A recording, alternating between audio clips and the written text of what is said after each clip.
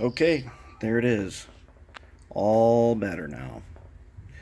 This here is the DD40 frame after being in the ultrasonic cleaner with some mean green. Take a look. Nice and clean.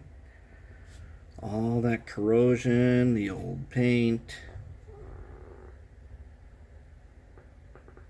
Looks pretty good.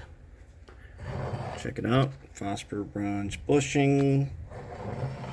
Back to bronze. Very nice.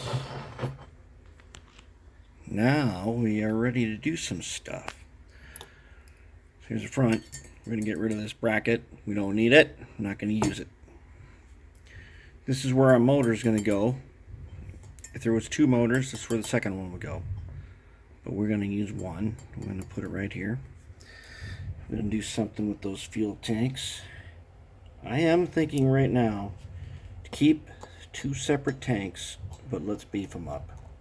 Let's bring them up to the bottom of the shell. That would be cool. Maybe we'll put some air tanks on top. Who knows? Do something different. Something completely different. Otherwise,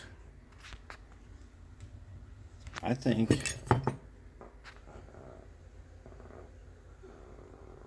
we are ready to roll on this thing. It's looking good.